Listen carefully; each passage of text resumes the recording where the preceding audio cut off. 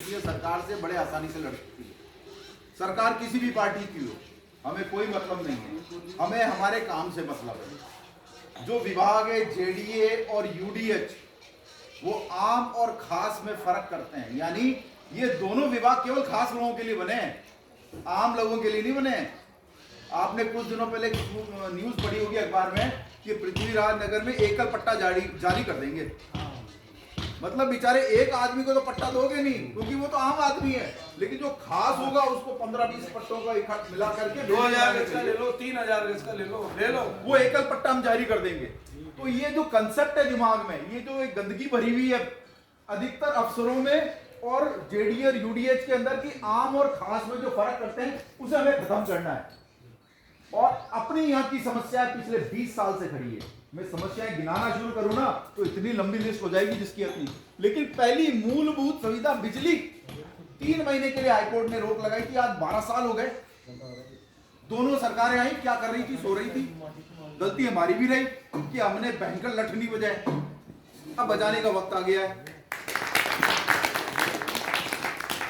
High tension line, ठीक है, centre का रूल होगा भाई, वो तो 2015 का लागू कर रहे हो, 2020 में बदलाव हो गया, कहां गए 2 साल? 20,000 लोगों को पट्टे मिल जाते हैं, अभी तक घर बना लेते हैं। तो क्या सरकार ने वो कागज पढ़े ही नहीं? क्या इतने निष्क्रिय रही? तो वो कागज जब हमने पेश किए तो अमूमन हमें अब संभावना है कि हमें तो 60 फुट के ऊपर पट्टे मिल पाएंगे, जो कि पहले 90, 105, 105 और 120, मतलब उन्होंने रियायत दी है सेंट्रल गवर्नमेंट ने भी। तो ये लागू करवाने की बात है। इसलिए हमने 8 तारीख को, मैं आपको फिर से बोल रहा हूं, 8 जनवरी रविवार है, कम से कम 2 से 3,000 लोग इकट्ठे हो। हमने सांकेतिक भूख हड़ताल रखी है, सवेरे 10 बजे से शाम 6 बजे तक, जगदंबा सर्कल, जगदंबा नगर, हीरापुरा पावर हाउस के पास में। आप सबको अपनी अपनी कॉलोनियों में जाकर लोगों को बताना है कि साहब हम अपने लिए एक दिन के लिए बैठेंगे। अगर आप नहीं बैठे तो समझ लें अगले आने वाले सालों तक अपना ये काम नहीं हो पाएगा। इसी क्रम में चलते हुए 1 जनवरी को एक स्नेह मिलन का कार्यक्रम रखा है। जो कॉलोनी के, जैसे आप जो एक्टिव लोग हैं, जिन्हें कुछ कार्य करने का, कॉलोनी के लिए कुछ करने की इच्छा होती है, वो 1 तारीख को सवेरे 10:30 बजे जगदंबा सर्कल पे पधारे। वहां पे चाय पे चर्चा होगी, अगले 7 दिन के कार्यक्रम तय होंगे और 8 तारीख को हमारा जो कार्यक्रम है उसको कैसे सफल बनाएं, उसके लिए तैयारी की जाएगी। हर लोगों को एक टारगेट दिया जाएगा कि साहब आप कितना आदमी ला सकते हैं, 20 ला सकते हैं, 10 ला सकते हैं, 5 ला सकते हैं, 2 ला सकते हैं। वो आप कमिट करें वहां पर कि साहब मैं 2 ला सकता हूं, 2 लाएं, 5 ला सकता हूं, 5 लाएं। लेकिन ये हम सबका सामूहिक प्रयास है। हमें ये बता देना है कि ये इतने दिनों में जो ढालामेली चलती रही है अब नहीं चलेगी। अरे पृथ्वीराज नगर को कच्ची बस्ती बना दिया। हम चाहते हैं कि जयपुर संयुक्त विकास महासमिति, जितनी भी समितियां हैं, जितने भी संगठन हैं, वो आगे आकर के दोनों राजनीतिक पार्टियों के लोग, क्योंकि ये राजनीतिक मंच नहीं है, दोनों राजनीतिक पार्टियों के लोग वहां पे मौजूद रहे और पृथ्वीराज नगर की जनता के लिए अपना एक योगदान देवे।